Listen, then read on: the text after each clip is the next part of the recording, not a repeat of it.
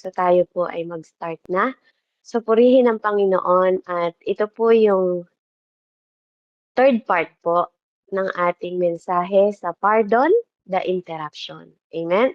So yung week po na pinag-aralan natin, amen, is about sa yung faith po, about sa faith, di ba? About yung mga bagay na akala natin is interruption sa buhay natin. Yung ating first week is nothing about this is random. Pangalawang week natin, 'di ba, walang bagay na parang aksidente. Amen, sa nangyari sa buhay natin. Pangalawa po natin is when faith breaks through. Okay? So itong week naman po na to is faith that cannot be silenced. Amen. So ngayon po, pag-aaralan naman natin yung pananampalataya, amen, that cannot be silenced. So purihin ang Panginoon, sama-sama niyo po akong samahan ngayong gabing ito sa atin pong mensahe. Hallelujah. Okay, tingnan ko lang po yung aking notes. Amen. So, faith that cannot be silent. So, yung pananampalataya daw po na hindi kayang patahimikin. Amen? So, ang key thought natin dito, ang ating pananampalataya is cannot be silenced. Amen? Silence. So, ibig sabihin, yung refuses to quiet down under pressure. So, yung pagtanggi natin na i-quiet po, dahil sa mga pressure na nararamdaman natin sa buhay natin, yun yung thought natin ngayong gabing ito, na pag-iisipan po natin na totoo, no, di ba, na yung faith natin, minsan hindi na po talaga kayang pigilin. Kahit pa sa kabila ng mga pagtanggi ng mga natin, yung mga pressure sa buhay natin, pag talaga ang pananampalataya po lumabas sa atin. Amen? Kasi ang pananampalataya naman talaga is bunga ng banal na espiritu, hindi po yun sa atin galing. Kaya kung mababasa niyo sa Galatians 5, nandun po sa pitong part ng bunga, 'di ba? Sa isang bunga nandun yung pananampalataya, yung faith. Kasama po ng love, kasama ng patience, self-control, 'di ba? Andun po yung faith. So yung faith po is sa madaling salita actually hindi galing sa atin. Galing sa banal na espiritu ang pananampalataya. Amen? So nagiging lumalabas lang yun sa atin kapag nanahan po talaga, amen, ang banal na espiritu sa mga buhay natin. At yun na yung ginagamit natin, yung faith ni God. Amen? So purihin ng Panginoon. At ang core truth natin dito sa ating mensahe ngayong araw na to is kung ano yung mga bagay na nagpo-frustrate sa mga sacred disguise natin, yung mga kahit na po minsan nagpapanggap tayo na we are okay, 'di ba? Yung mga nararamdaman natin. But when Jesus interrupt the story, alam niya kung ano yung sinulat niya. Amen? Even sa kwento ng buhay mo, kapag si Jesus ang nag-interrupt, kahit pa sa pinakapangit na frustration ng mga bagay na nangyayari sa'yo, amen, God can interrupt at kaya niya pong i-rewrite yung story natin. So there's a moment kung saan yung ating faith po is hindi siya nawawala. Na may moment po talaga na kahit na ang pangit na nakikita natin, nandun siya. Nandun yung faith, nandun sa kaloob-looban mo, pero quiet lang siya. 'Di ba? Nagiging quiet lang yung faith mo, katulad nga ng mga patotoo po, 'di ba, nila Nanay Andrea, akalain niyo po, 'di ba, yung mga ganong bagay na na hindi mo naman sinasadya yung mga bagay na nangyari, pero andun sa pinakaloob mo yung init ng pananampalataya natin, 'di ba, sa lahat ng ginagawa natin, merong nakadepositong pananampalataya na nandun lang siya sa quiet na part, 'di ba, sa innermost mo, sa inner man mo nandun siya. So, sometimes yung ganong klaseng faith po hindi siya nagwo-walking away, hindi siya umaalis, andun lang siya. Hindi rin siya tumitigil na maniwala. It's not stopping belief, 'di ba? Hindi siya humihinto sa paniniwala niya na may magagawa yung Diyos niya. May magagawa si God sa buhay niya kahit sa kabila ng mga frustration niya, nandun sa pinaka-innermost, yung inner man natin, andun siya. Yung parang tipong kailangan mo lang siyang i-dial back. Hello, Faith! Kailangan na kita ngayon, 'di ba? Lumabas ka na. Parang gano'n, parang ka nagkakaroon ng power, 'di ba? Na bigla siyang lalabas 'pag time na talagang kailangan mo siyang gamitin. So, there's a time na may mga faith po tayo na nandun siya sa quiet and silence part ng innermost natin. And sometimes, nila-lowering nito yung expectation. Amen? Nandun siya sa lower expectation, pero nandun siya sa loob.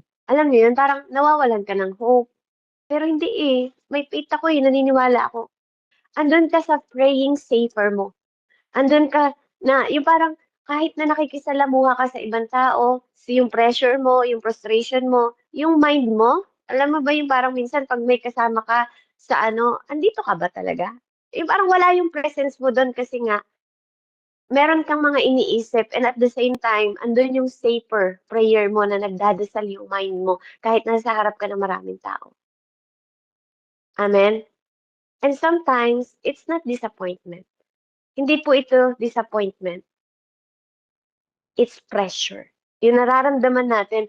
And sometimes, andun yung quiet faith na para siyang ang bigat-bigat, para siyang nagiging burden mo, pero gusto siyang kumawala. Pero naghahanap siya ng tamang oras at tamang panahon. Amen? May ganun pong klaseng mga faith. So, huwag tayong masyadong maging dramatic. Amen? Huwag nating gawin itong awkward. Amen? Huwag tayong mag-expect ng too much. Kasi, bold faith become careful. Amen? Kapag nararamdaman natin yung ganitong klaseng faith po, na nasa loob natin na gustong minsan kumawala, minsan naghahanap ito ng perfect timing at kailangan maingat tayo. Amen? Yes, may mga bagay na gusto tayong ayusin. Amen? Kasi hindi 'to nawawala. Nandito lang 'to, nasa loob natin.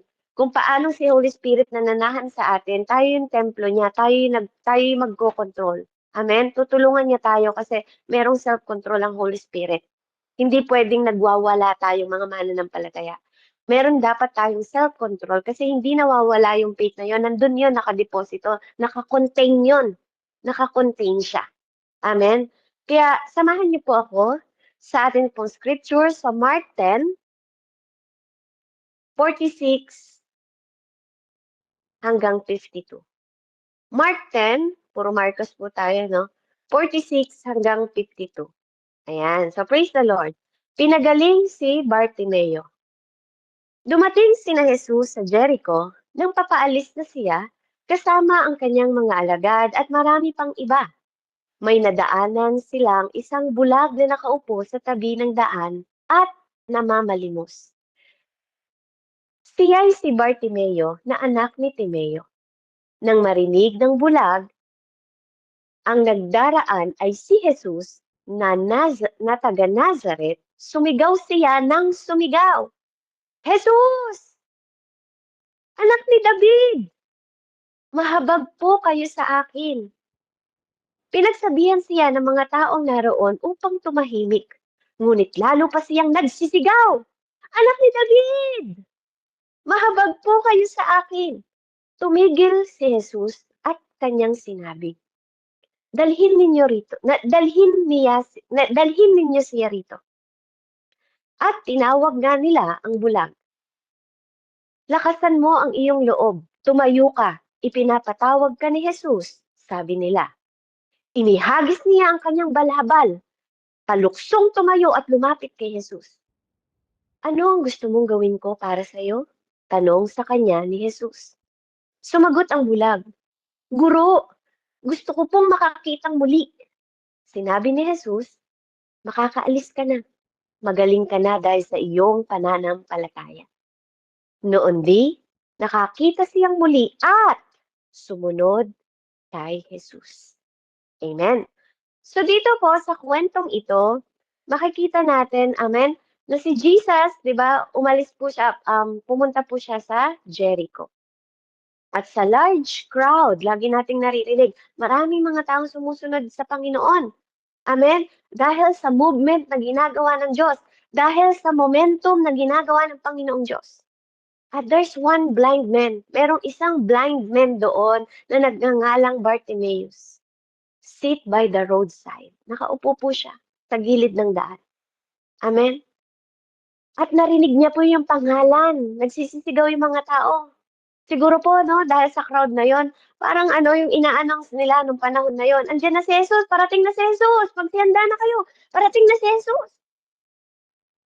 Amen? Kaya narinig niya. Kaya sabi niya, 'di ba, dahil dun sa sabi sa kwento nang narinig niya na si Jesus ng Nazareth ang parating, 'di ba, yes, bulag siya, pero hindi po siya bingi. Narinig niya mula pa noon. Amen? Mananampalataya 'to, naniniwala po ako na naniniwala siya sa Panginoon dahil kilala niya si Jesus. Alam niya na siya ay from the lahi ni David. Amen, yung pinakaninuno pa from the Old Testament. Nung narinig niya na si Jesus yung parating, siguro hindi siya maingay na bulag, namamalimos lang siya. Parang normal na mga araw. Palimos po, 'di ba? O kaya nakalagay lang yung latas sa tabi niya, kung paano natin nakikita yung mga normal na mga nanghihingi ng tulong. Pero nung narinig niya na si Jesus yung darating, he shout. Amen? Sumigaw siya. Hindi na po siya nanahimik. Natapos na ang kanyang pananahimik nung araw na yon. Sumigaw po siya. Jesus, Son of David, have mercy on me. Maraming nag-rebuke sa kanya, mga kapatid. Maraming nag-rebuke sa kanya at pinatatahimik siya. Manahimik ka. Huwag kang maingay. Pero anong ginawa niya? Imbis na manahimik, pinili niya ulit na sumigaw. Inulit niya yon. Na sa pangalawang beses, Jesus, anak ni David, mahabag ka sa akin. Alam niyo po, sabi ko nga sa inyo, napaka-powerful po ng salitang Panginoon, kahabagan mo ako. Lumalapit po ako sa trono ng awa ninyo. That is powerful prayer po. Totoo po yan.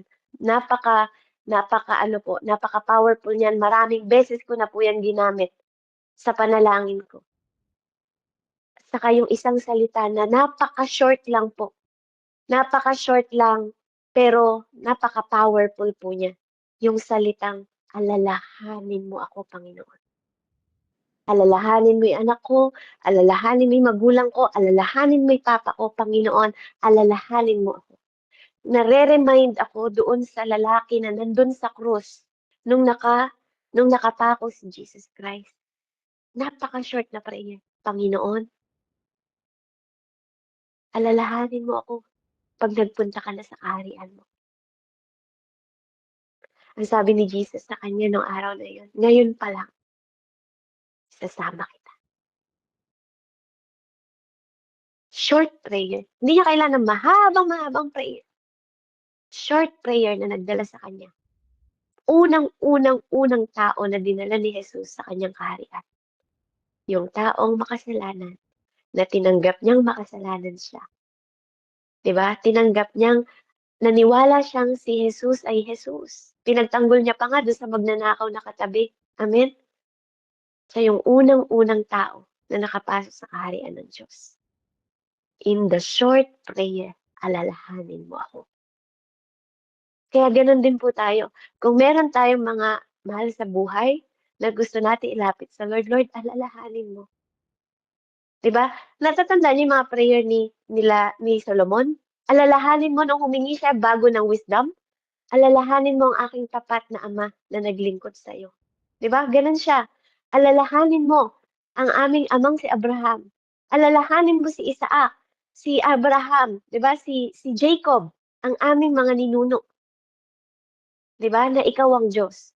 Kapag nire-remind natin si God, 'di ba, nare-remind, 'di ba, hindi dahil nakakalimutan niya. But this is humility na yung mga righteous na mga tatay natin noon, kung bakit may covenant tayo ngayon, 'di ba? alalahanin mo'y ginawa ng bugtong mong anak. Alam niyo po sarap lumapit sa Panginoon kapag gano'n yung nilalapit ko sa kanya. Kasi he cannot deny his son, Jesus Christ, 'di ba? At imagine kung intercessor natin si Jesus, sasabihin niya sa kanyang ama, sa kanan, kung nakaupo siya, 'di ba nakaupo siya sa kanang trono ng tatay niya, 'di ba? For example, nandito si Jesus Christ, andito yung ama. Ama, narinig mo yung anak ko? Alalahanin mo daw ako. Yung mga ginawa ko.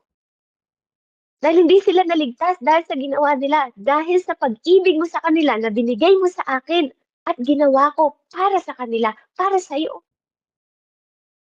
'Di ba? Siya yung titingnan ng Diyos. Kaya kung sasabihin natin, Lord, alalahanin mo, 'di ba? Ang sagradong dugo ng Panginoong Hesus na dumanak sa krus ng Kalbaryo para sa kaligtasan namin. That is powerful prayer. Napaka-powerful po ng prayer na yun na parang ang simple-simple lang nating naririnig. Pero yun yung nagligtas sa'tin. Kaya nga ang prayer natin, by the reason of blood of Jesus. Reason tayo kung bakit tayo nasa ilalim ng grasya ng Diyos. Tayo ang dahilan ng dugo na yon. Tayo ang dahilan ng luray-luray na katawan ni Jesus Christ. Tayo ang dahilan ng resurrection. Ikaw at ako yun. Hindi lang dahil sa kasalanan mo. Kalimutan mo na yung kasalanan mo, kasi lahat yun tinanggap niya para mabuhay tayo. Kaya nga, ang ating pagiging born again is the beginning of our life. Yun pa lang yung beginning ng buhay natin. Amen? Kaya yung pananampalataya po natin, amen, tingnan po natin yung dalawang truth from this interruption. Dalawang bagay po ng katotohanan. Number one, don't be surprised when faith is rebuked. Huwag kayong magtataka. Ulitin ko po, don't be surprised when faith is rebuked. Amen? Sabi niya po sa 48, pinagsabihan siya ng mga taong naroroon upang tumahimik. Ngunit lalo pa siyang nagsisigaw, "Anak ni David, mahabag kayo sa akin." Amen? Nire-rebuke siya ng mga tao. Amen? So dito makikita natin, pag sinabing rebuke, ito yung tinatawag sa Greek na epitimao, na ang ibig sabihin ay to warn, wina-warningan siya sharply. Alam niyo yun, yung ang tapang-tapang na pagsuway. To command forcefully, pinupuwersa siya na manahimik or to silent with authority. Manahimik ka. Alam niyo po yung ganon? Ganon na pananahimik ang sinabi sa kanya. But the same word na ginamit dito, when Jesus rebuked the wind, alam niyo yun? Parang ganon yung ginagawa nila doon sa bulag na yon. Kung paanong ni-rebuke ni Jesus yung wind, parang authority, na ganon din nila binabawal itong bulag na to na huwag magsisigaw. Kung paanong si Jesus, nire-rebuke niya yung demonyo, parang ganon, yung pagpo-force nila, kinukumand nila yung bulag na yon na manahimik siya nung araw na yon. They threaten. Tinetret nila yung bulag na to. Tinetreaten nila yung kanyang, yung his cry, di ba? Na nanghangailangan talaga sa Panginoong Diyos. He called Jesus Son of David. Tinawag niya si Jesus na Son of David, na ang ibig sabihin ay messianic title, Messiah. Messiah. Amen? Yung public declaration na ginawa niya, yung public na nasa innermost niya. Di ba? Yung real faith will rebuke. Tandaan niyo po, yung tunay na pananampalataya, i-rebuke yan ng mga kaaway. Di ba? Pero hindi lahat ng nagre-rebuke is always by enemy. Amen? Sometimes, ito po yung dahilan because of our voice. Ayaw nila marinig yung ating declaration. Ayaw nila na marinig na si Jesus is Lord. Ayaw nila marinig na tagapagligtas si Jesus Christ.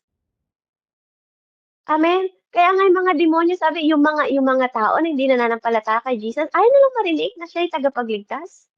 Dahil ang paniniwala ng iba, siya ay propeta lang. Amen? Sinugo lang siya. lang para sa kanila. Pero sa atin, He is a Messiah. Kaya nga hindi natin ikinakahiya ang paghahayag ng magandang balita kasi naniniwala tayo that He can save. Amen? Kaya tandaan niyo po, ang faith po gets rebuke. Saan? By what? 'Di ba? By fear. Amen? Ang pananampalataya po, hindi lang siya nare-rebuke sa public. Minsan ikaw din nare-rebuke mo yung faith na yon sa takot mo. Takot mo kung saan, hindi ko alam. But sometimes, tayo mismo ang nagre-rebuke ng faith natin. Hindi kailangan ng public. Hindi kailangan ng publicity para ma-rebuke yung faith na meron tayo inside us. And sometimes yung kapaguran, yung pagiging patig natin. Amen?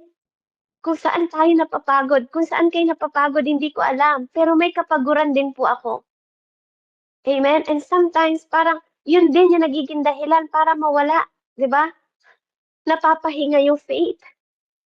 Gusto nating palabasin pero parang pagod na pagod ka na sa sobrang dami ng trabaho, hindi na mo na mapalabas yung faith. Or sometimes, yung faith po, nare-rebuke siya by past disappointment. Amen? Inaalala mo yung mga nagawa mo noon, kaya napipigilang ma-release yung faith. O kaya, sometimes, in cultural pressure.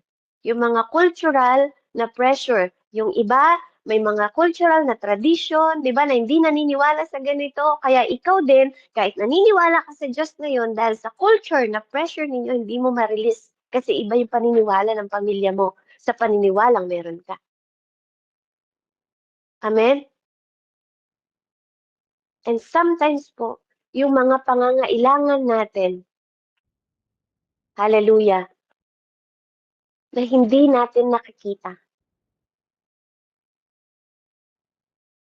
Yung pangangailangan natin na bulgar din na nakikita natin na parang hindi magagawa. Amen? Dahil sa laki ng problema na naka-expose, di ba? Sometimes parang feeling natin, dahil hindi natin nakikita ang faith, parang walang magagawa yung faith, kaya nare-rebuke natin, kaya ba nito? Imposible. Di ba na magawa niya ito? Tayo mismo. Dahil sa mga bagay na mas malaki problemang nakikita natin kaysa sa faith. Mas natatakot tayo sa laki ng problemang nakikita ng mata natin kaysa ma-expose yung faith. Kaya tayo mismo, nare-rebuke natin yung faith. Amen? So it's really sound violent, it sounds sensible. Diba? Na parang hindi natin nasisen. Pero itong si Bartimaeus po, nakinig siya. He had listened. Diba? Maaaring nanatili siyang bulag that time, pero hindi po siya bingi. Amen?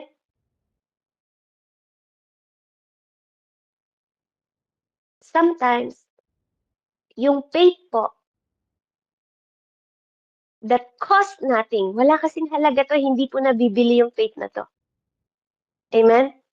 Hindi po nabibili yung faith sa tindahan. Itong faith na to that cost nothing and disturb nothing usually changes nothing. Amen? Yun. Amen? Yung faith na yun.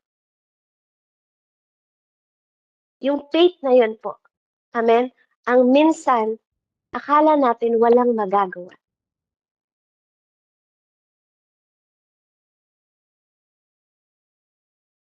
Pero yung faith na ito will change everything. Yung akala natin na dahil hindi natin nabili, wala tayong, alam niyo po yung deposito dito, wala tayong ginawa para sa faith na to. Kasi dineposito lang nito ito sa atin. Dineposito lang ito sa atin ng Panginoon. Na akala natin hindi makakapagpabago. But most of the time, itong nakatagong silent faith na to po, na nire-rebuke ng marami, can change everything. na maaaring siya, bulag siya, hindi niya nakikita yun. Na akala niya walang mababago, but yung hearing niya, yung sound na narinig niya, that is Jesus Christ. Tinaya niya po nung araw na yun, kahit na nire-rebuke siya ng mga tao. Dapat alam po natin kung kailan tayo dapat pwedeng mag-ingay. Kailan tayo dapat magsalita ng may careful, ng may pag-iingat po. Kasi hindi naman basta-basta naman talaga po pag may paggalang ka sa Diyos, hindi mo basta-basta sasabihin yung pangalan niya ng walang takot. Yung mga tao na sinasabi pangalan ng Diyos ng walang takot, yung mga Diyos po na yung mga tao po na walang paggalang sa Kanya. Kasi kahit pangalan niya, honorable po. Karapat-dapat lang i-honor. Amen? Kasi He is Lord. So number 2 po, if faith,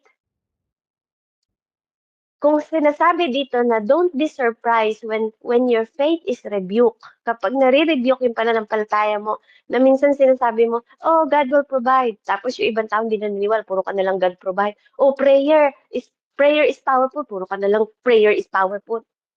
Kasi wala silang nakikita. Pero pag may nakita nila sila, di ba? Kahit nire-rebuke nila yung sinasabi mo. Amen? May impact yun. May impact yun sa mga tao. Number 2 po, faith grows louder when it is rebuked. Yung faith po, nag-grow ito louder when it is rebuked. Kaya dun sa Mark 10:48, sinabi doon, but he shouted all that more. Imbes na hinaan niya yung boses niya kahit na po binabawal siya, lalo niya pang nilaksan ng mas malakas pa. Kaya nga po, resistance followed by resolve. Pag andun ka, 'di ba? Kapag ikaw po yung kahit na nire-resist nila, kahit resistance pag ang tawag dun, tingnan natin yung resistance ng Tagalog po, Resistance is better than cure. Prevention, prevention, resistance is better than cure. Resistance, amen? So, ang Tagalog po ng resistance, paglaban. Amen, sa Tagalog. Amen? So, yung nire-resist mo, sabi dito, resistance po followed by resolve. So, pag pinaglalaban mo siya, pag pinaglalaban mo yung iyong pananampalataya, ang kasunod po nito, resolve. Sinusundan po ito ng nasosolve. Amen? Kasi he didn't soften yung title. Hindi niya po hininaan yung title na yon. Na pagtawag niya sa Panginoon, Messiah, ibig sabihin may pagkakakilanlan siya mula pa noon. Amen? Hindi niya dinowngrade yung confession na sinabi niya. Kasi naniniwala siya that that is my Messiah. Ikaw ganun ka rin ba? Hindi ba nanghihina, di ba? Kahit na anong sinasabi ng mga tao, may magagawa ba yung Diyos mo? Yung iba, minsan nananahimik na ng pananalangin kasi na-rebuke na Yung iba, tumitigil na sa atin kasi na-rebuke na. Kasi feeling nila wala silang nakikitang pagbabago. Tigilan mo ng pagdadasal, wala nang mangyayari sa akin. Hindi totoo yung Diyos mo na yan. Yung iba, napapahiya na Sinusoptenan na, hinihinaan na yung panalangin Alam mo yun? Naaano tayo, na natatalo tayo, nare-rebuke tayo, na dapat mas kilala natin yung Diyos na yun. Pinanghihinaan tayo ng mga double-minded natin. Amen? Diba?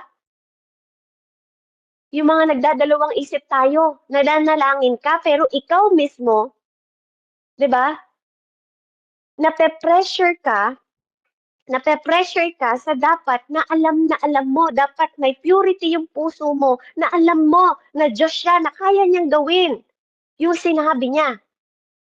Na-establish ang pangako ng Diyos, pero ikaw mismo, ako mismo, diba? Kapag nire-rebuke tayo ng mga tao sa paligid natin na tumigil ka na, ikaw mismo nagdadalawang isip ka, napapakinggan mo pa ba ako? Totoo bang naririnig mo nga yung panalangin ko? Na parang hindi mo siya kilala. Alam niyo po, sabi sa Bible, everything na ginagawa natin na walang faith is a sin. Kasalanan po sa Kanya. Amen? Kaya nagkakasala tayo tuwing nagdadalawang isip tayo, na nagdadasal tayo sa Kanya pero napapatahimik tayo ng problema, napapatahimik tayo ng problema sa pera, napapatahimik tayo ng mga pisikal na mga nakikita natin o sitwasyon, circumstances sa paligid natin. Humihingi ka ng healing, pero hindi mo siya totoong kilalang lubusan na siya yung healer. Na pag nirebuke ka na ng tao, nag-i-stop ka na, napapatameme ka na.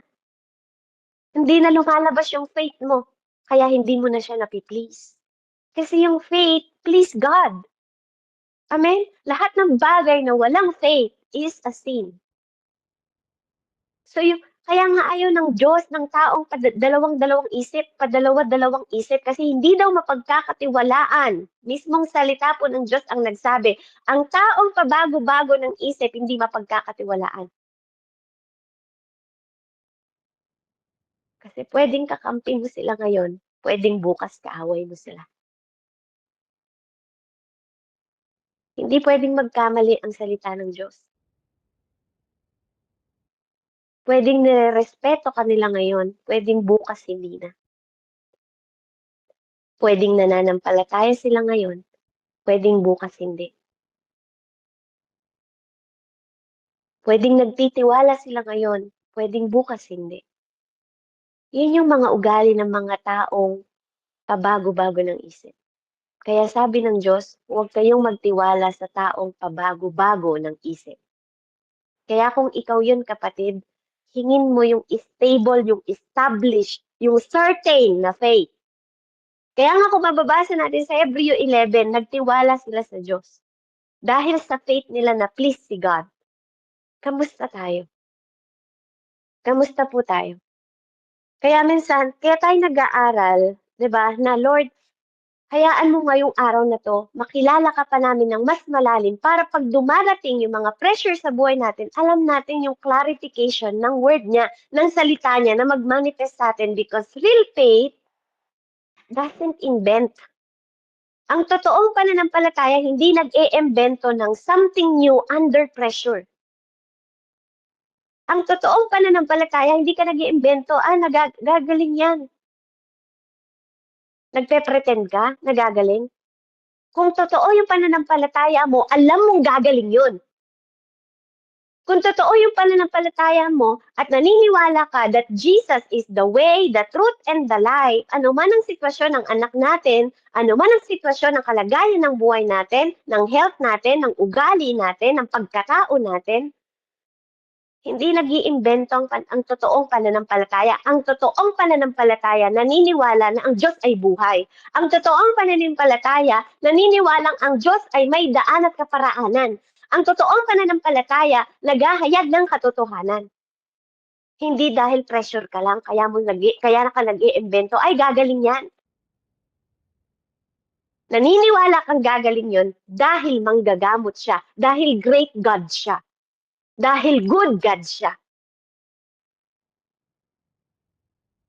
Amen? Kaya yung kapahayagan, alam nyo, hindi niya binago at lalo niya pang nilakas. The Messiah, Son of David. Kasi he already believed. Alam niya kung ano yung pinapaniwalaan niya. Ikaw, ganun ka rin ba? O pag nakikita mo na yung sitwasyon, nanghihina na rin pati faith mo, pati prayer mo. Pag sinabi na sa'yo, let God, 'di ba? Let God be God. Pag sinabi na sa'yo doon, 'di ba, ng ka-chat mo o ng kausap mo, Lord will, kapatid, Lord will.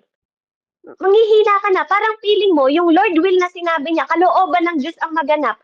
Nanghihina ka sa salitang yun. Bakit, kapatid? Hindi ba ang will ng Lord magpagaling? Hindi ba ang will ng Lord is pagyamanin tayo? Hindi ba ang will ng Lord is mapabuti ang buhay natin? Hindi ba ang will ng Lord kapayapaan ang sumainyo? Hindi ba will ng Lord na tayo pasaganahin? Hindi ba will ng Lord na tayo pakainin araw-araw? Pero bakit pag sinasabi ng mga tao sa atin at kapwa natin, Lord's willing, kapatid. Kalooban ng Diyos ang maganap para tayong hinang-hina. Bakit? Ano ba yung belief natin? Ano ba yung pananampalataya natin sa Kanya na pababayaan tayo? Alam ba talaga natin yung katangian niya bilang Diyos? Kung sabihin ko ba sa'yo na, Lord willing, sisirain ng Diyos yung buhay ng anak mo. Lord willing, papatayin ng Diyos yung asawa mo. Lord willing, ganun ba? Yun ba yung gusto nating marinig? 'Di ba? Lord willing, lalong magugulo yung pamilya ninyo. Yun ba siya? Yun ba yung pagkakakilala natin sa Lord na yon? Kaya ba natin siya tinawag na Jehovah Rapha? Na Jehovah Jireh? Na Jehovah Shalom? Na Jehovah Sini? Na Almighty God? Makapangyarihang Diyos?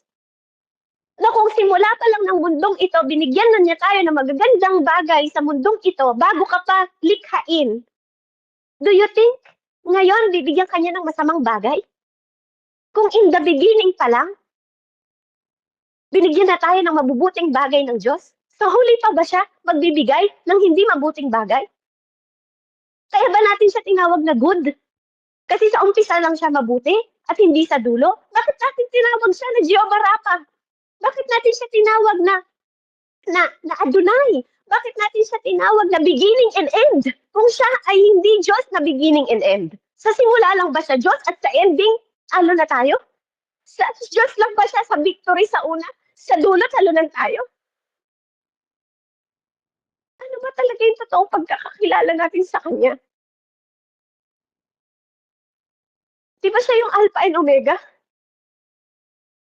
Pero bakit pag sinasabi sa atin, Lord's willing, parang wala tayong faith doon. Samantalang itong tao na to, bulag. Wala naman siyang nakita sa ginawa ni Jesus Christ. Tayo po, dami nating nakikita na ginagawa ng Diyos sa buhay natin. Huwag na tayo lumayo. Sa sarili na lang natin. Kung paano tayong binago ng Diyos, kung paano inayos ng Diyos yung buhay natin, huwag ka nang lumayo. Sa sarili mo na lang. Para i-rebuke mo pa yung faith na yon. Para magkaroon ka ng pag-asa sa faith na yon. Paano inayos ng Diyos yung buhay mo? Paano inayos ng Diyos? Unti-unting inaayos ng Diyos yung ugali mo. Walang nakapagbago sa'yo.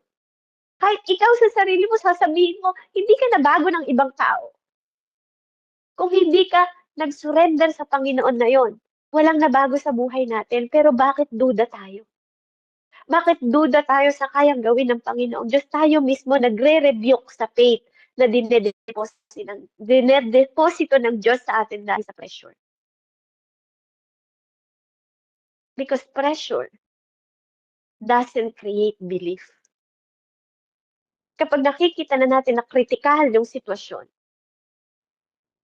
ang pressure po doesn't create belief. It expose it. Ine-expose lang tayo ng Diyos kung saan tayo naglalagay ng pananampalataya natin. Kapag nape-pressure ka na sa sitwasyon, doon makikita kung anong ginagawa ng tao. Kapag nape-pressure ka na sa sitwasyon, doon makikita kung saan ka totoong nakasandal. Kung anong totoong pinagkakatiwalaan mo.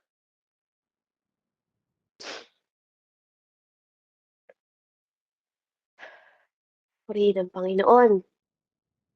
Kaya yung rebuke po, amen, hindi para ilubog yung ating pananampalataya.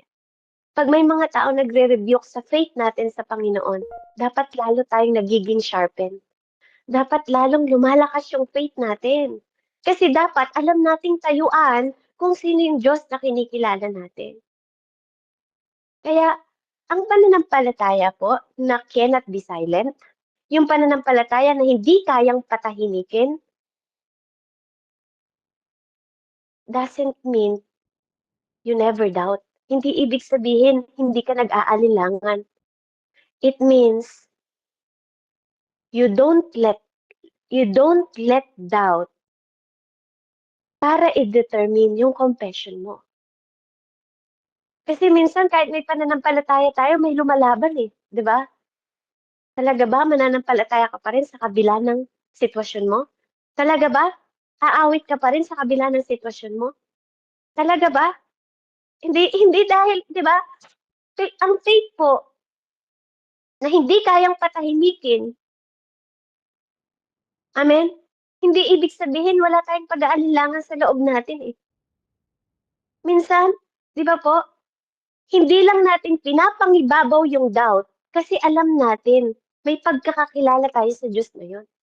Andun yung confession natin, andun yung paghingi natin ng tawad minsan sa Panginoon that, "Lord," 'di ba, "help me my unbelief." Minsan 'di ba dagdagan mo Panginoon yung pananampalataya ko. Kaya nga kahit may mga tao na nagre-rebuke ng faith natin, say it anyway. Sabihin mo pa rin, 'di ba? Naranasan niyo na ba?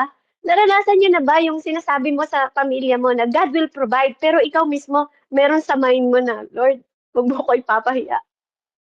Lord, patunayan mo that you will provide." Naranasan niyo na ba yung gano'n? Ako po naranasan ko na. Sinasabi ng bibig ko that God will provide, dinideklara ng bibig ko na God will provide kahit wala akong nakikita. Magtiwala lang tayo, God will provide. Kasi sometimes, ang problema sa'tin iniisip natin kasi kung paano gagawan ng paraan ng Diyos. Pero hindi natin problema yun. Problema po ng Panginoon kung paano niya gagawin yun. Kaya minsan masakit na rin yung ulo natin, pati tayo nape-pressure kung paano gagawin ng Diyos yung miracle na puwede niyang gawin sa buhay natin. Amen? Wala po tayong magagawa sa health ng mga mahal natin sa buhay kapag yan po ay niloob ng Panginoon. Pero ang Panginoon laging may magagawa, lagi siyang may kaparaanan. Amen? Mabuti man o masama, 'di ba, mabuti ang Diyos. Laging sinasabi yun sa'kin. Mabuti o masama, laging mabuti ang Panginoong Diyos. So when disappoint says, stop asking, 'di ba? Kapag may mga disappointment tayo na nagsasabi sa kaloob-looban natin, stop asking. Tigilan mo na. Tigilan mo na ang pagsasabi. Say it anyway. Sabihin mo pa rin. Amen? Kapag yung fear mo, bumababa yung expectation. Kapag nilo-lower ng takot mo, yung dapat mong inaasahan mong tanggapin, say it anyway. Kahit nire-rebuke yung faith mo, say it. Sabihin mo pa rin. Kapag yung culture mo nagkakaroon ng reason para hindi ka magtiwala sa Diyos na yon, say it anyway. Sabihin mo pa rin. Kapag yung past mo, yung mga nakaraan mo, nakalipas mo, ipinapaalala kung anong nangyari last time, say it anyway. Magtiwala ka pa rin. Hindi mo kailangan hintayin yung atmosphere na mag-agree sa pananampalataya mo. Hindi mo kailangan mag-antay na yung mga tao is maniwala sa pananampalataya mo. Declare it into atmosphere. Sabihin mo pa rin sa kapaligiran mo, sa environment mo, sabihin mo pa rin, ideklara mo pa rin ng malakas, He is Almighty God. He is my Messiah. He is my Savior. He is my God. He is a miracle God. Kaya niyang gawin lahat ng bagay na imposible. Kaya niyang gawing posible. Declare it anyway. Say He is still healer. Say it anyway. Amen? Say He's still provider. Diba? Kahit na hindi nag-a-agree yung atmosphere mo, He is still healer anyway. Kahit hindi nag-a-agree yung mga people sa paligid mo, He is still provider anyway. Kahit na hindi mo nakitang nare-restore yung mga tao sa paligid mo, He's still restorer anyway. Hindi mo mababago yun. Amen?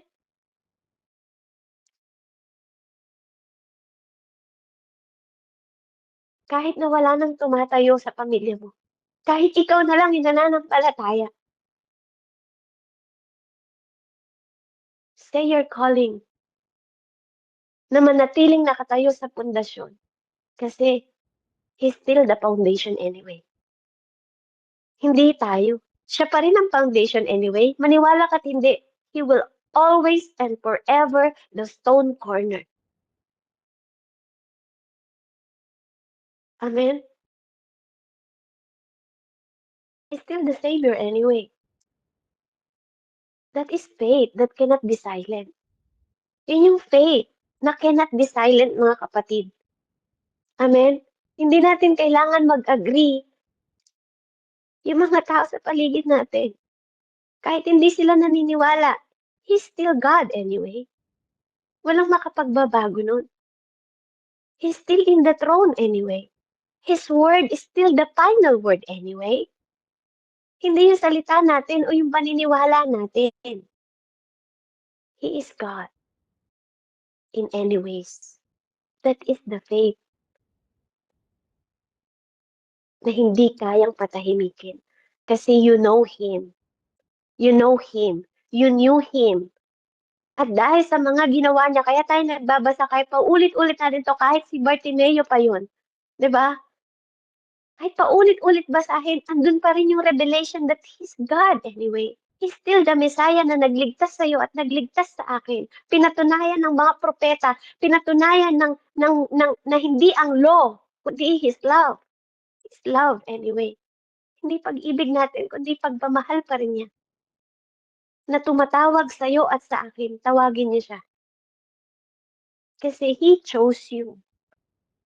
It's not you anyway. Hindi ito tungkol sa'yo. Tungkol to sa Kanya. Amen? Kaya have faith in the Lord po. Kaya purihin po ang Panginoon. Ngayong gabi po, manalangin po tayo na ngayong gabi po, kung nasan man kayo, pumunta kayo sa place, sa lugar po na, katulad ng sabi ko kanina, yung wala pong manggugulo sa inyo, yung place po, ito kasi yung prayer ng renunciation natin, ng repentance natin, and restoration. Amen? So, kung meron pong nagda-drive, amen, baka po ma-distract tayo, and sometimes hindi kasi natin alam yung work ng enemy sa buhay natin. Pwede pong mag-manifest siya. Pwede naman po na, alam niyo po, i-confront habang kino-confront natin yung spirit is mag-ano po ng attention natin. So, kailangan nakapokus po kayo habang full attention po, ano? At yung ating spiritual focus po, kailangan po sa panalangin na to. Amen? Kaya napakahalaga po na tayo po ay manalangin ngayong oras na to. Purihin ang Panginoon. Ililid ko lang po yung prayer and I believe na masusundan niyo po to at kailangan malakas. Yun yung ating instruction. Kailangan po natin ng malakas. Makipag ano tayo na naririnig. Hindi po to silent prayer. Amen. Katulad ni Bartimeo na sumisigaw siya, this is not a silent prayer po. Amen. Kaya ina-urge ko po ang bawat isa na ito pong panalangin na to is dapat may faith tayo. Andun po yung humility natin and we have to pray it out loud. Malakas, hindi po silent. Amen. Kahit pa marinig ng kapitbahay ninyo. Amen. So let's pray po. Hallelujah. I-position po natin sarili natin that we are recipient. Receiver po tayo. Amen. Tayo po ay anak ng Diyos. Ang identity natin mahalaga. And anumang bagay po na sitwasyon natin, kaya pong baguhin ng Panginoong Diyos. Ilagay lang po natin yung faith natin kay Jesus Christ. Hindi po sa akin. Kay Jesus tayo tumingin kung ano yung ginawa niya sa atin. Yung finished work ni Jesus, yung dugo ni Jesus, yung lahat ng ginawa niya. Amen? Kung paanong tinanggap mo, kung gaano mo kadaling tinanggap yung salvation, ganun din yung mindset na ilagay mo sa prayer na to. Amen? So let's pray po, sama-sama tayong manalangin. Hallelujah. In the mighty name of Jesus. Father, in the name of Jesus, sundan niyo po ang aking panalangin. Hallelujah. Ama, patuloy po kaming lumalapit sa iyong harapan, O Diyos, na may puso po na nagpapakumbaba. At Panginoon, we acknowledge, hallelujah, we acknowledge, Father God, I acknowledge, sabihin po natin sa sarili natin, I acknowledge na lumakad po ako sa kadiliman, nalalaman at di ko nalalaman. At ngayong araw na to, I ask for your mercy. Lumalapit po ako, Panginoon, sa trono ng awa mo sa araw na to. In the mighty name of Jesus. Hallelujah, Father God. Mga kapatid, manalangin po tayo na huwag niyo pong iasa sa akin yung panalangin. You have to pray yourself. You have to pray. Kailangan mo pong lumapit sa Panginoon. Ikaw mismo, yung sarili mo. Hindi lang tayo na humihingi ng prayer request, but we need to come to Him. Tayo po, draw ourselves to Him. Ilapit natin yung sarili natin na may humility sa Panginoong Diyos. Pagdasal po tayo ng sarili natin. Nililid ko po kayo sa prayer at ito po yung leading, amen, by the Spirit of the Lord, na lumapit po tayo sa Kanya, na nagpapakumbaba. Hallelujah. Wag po kayo manahimik. Huwag niyong panoorin lang yung mga pamilya natin na napapahamak. Kung kaya naman natin siyang proteksyonan. Huwag nating panoorin yung mga pamilya natin na nagdudusa sa mga sakit kung kaya naman nating magpagaling. Huwag nating panoorin na mapahamak yung ating pamilya kung kaya natin silang i-intercede sa prayer, kapatid. Amen? Hallelujah. Lord, patuloy po kami nagpapasalamat sa mga sandaling ito, O Diyos, na inilalapit mo kami ang aming mga sarili, Panginoon Lord, na patuloy mong dinedeposito sa buhay namin yung momentum na to, Panginoon, by your grace, Ama, by your grace, na binuksan mo ang aming mga mata sa katotohanan, O Diyos, na hindi po ito aksidente. Hindi aksidente that we have found the word, Panginoon, sa pamamagitan ng iyong mga banal na salita. It is your love, Father God, na umabot sa bawat isa sa amin. Kaya anumang bagay, anumang darkness, Panginoon, na na-involved kami, nalalaman at hindi namin nalalaman, O Diyos.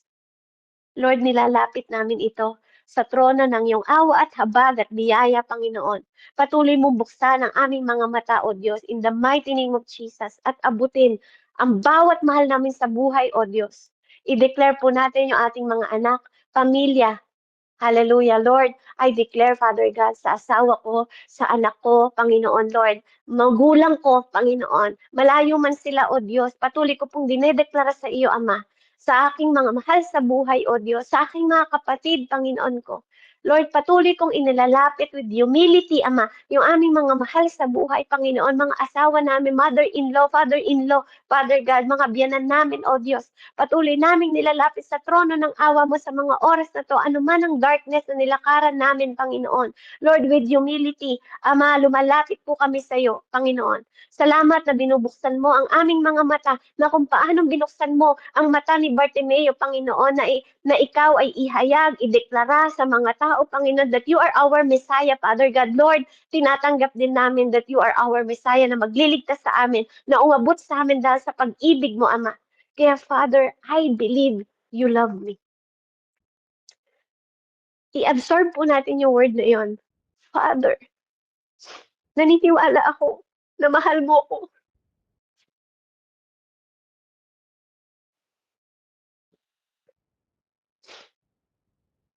You prove your love by giving your only begotten Son.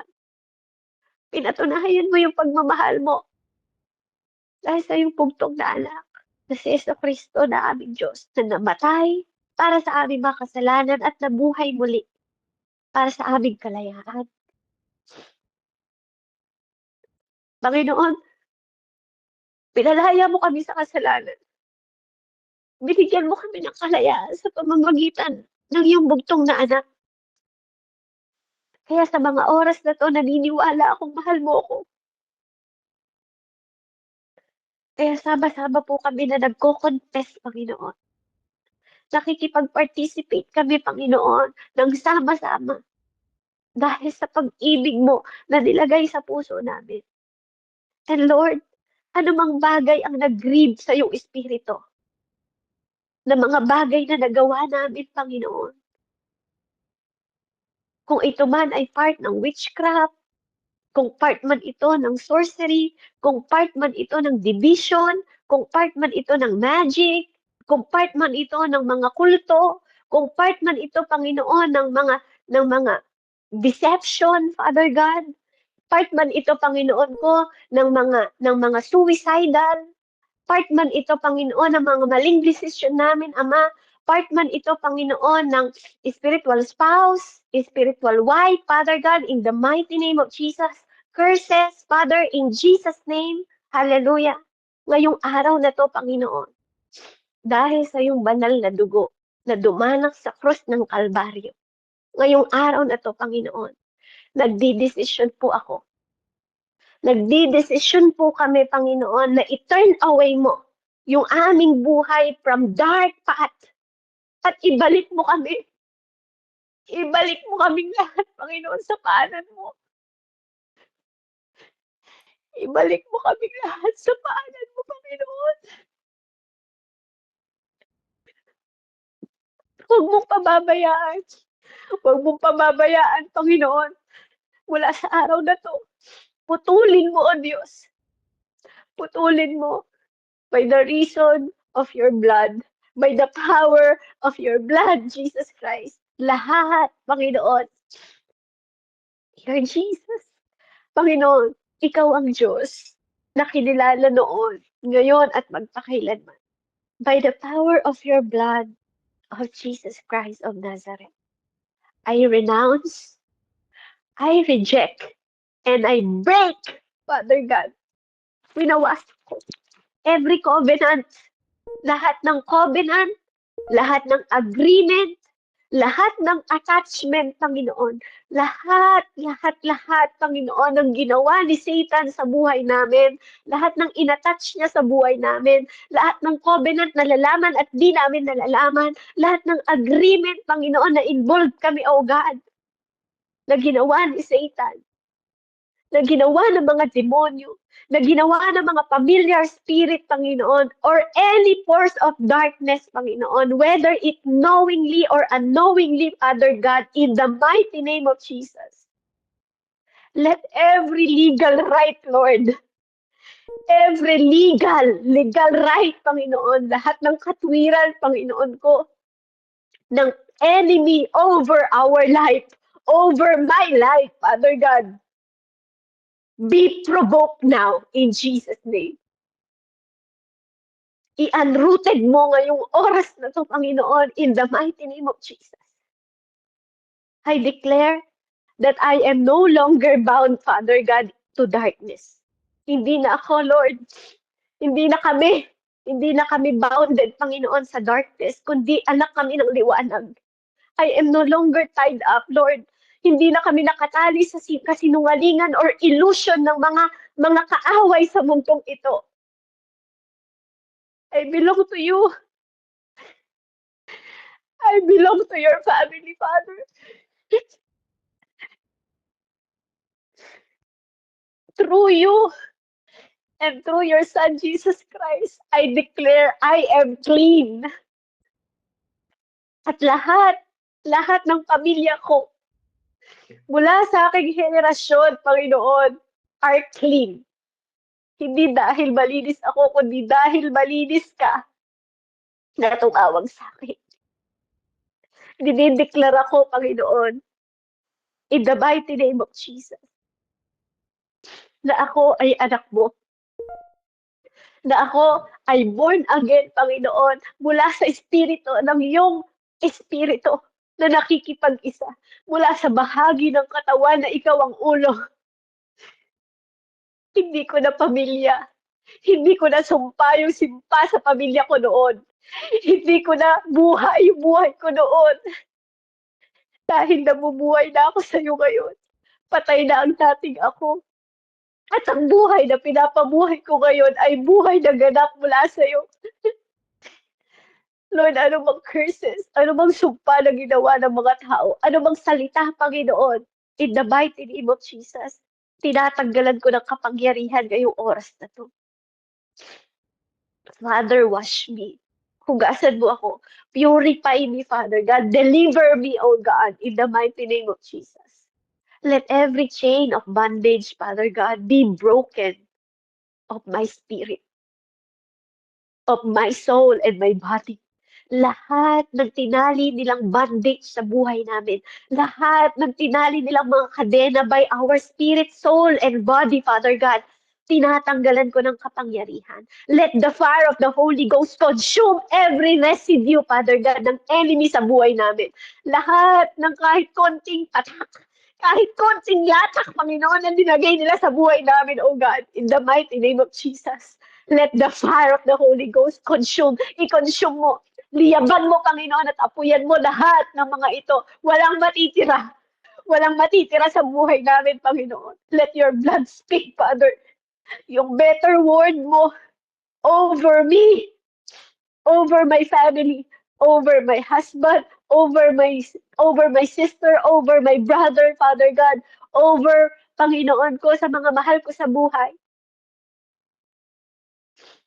over my my pastor, over my spiritual mother, over sa lahat ng mga kapatid ko na nandito, Lord.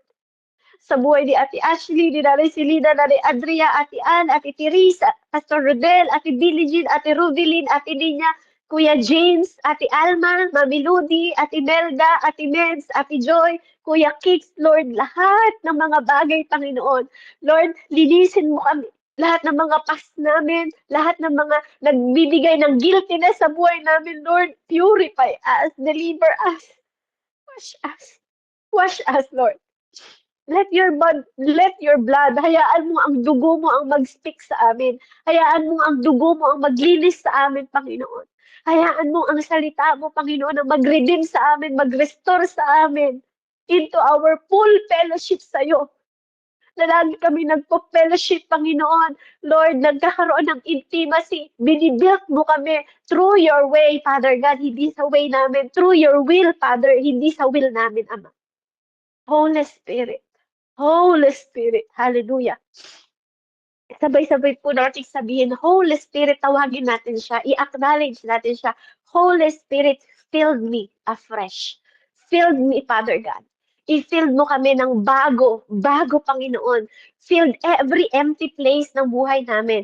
I-fill mo lahat ng mga bakante sa buhay namin, Father God. I-fill mo, Ama, ng kabanalan mo. I-restore mo, Panginoon, lahat ng broken, Father God, na puso, lahat ng broken, Panginoon, na pamilya, lahat ng broken, Panginoon, Lord, na future, lahat ng broken, Panginoon ko, na mga buhay, Ama, lahat ng sira, Panginoon ko, sa buhay namin, sira sa desisyon ng anak namin, ng asawa namin, Lord, negosyo, Panginoon, i-rebuild mo ulit lahat ng broken, Father God, Lord, ibuuin mo, Panginoon, heal what was wounded, Ama, i-heal mo lahat, Panginoon, lahat, Panginoon ko, sa aming mga buhay. Turuan mo kami na lumakad sa katotohanan in your righteousness, Panginoon. Hindi lang sa truth mo, kundi sa righteousness mo, Father God. In your presence daily. Sa presensya mo sa bawat araw, Panginoon, that we surrender completely to you. I surrender completely to you, Father God.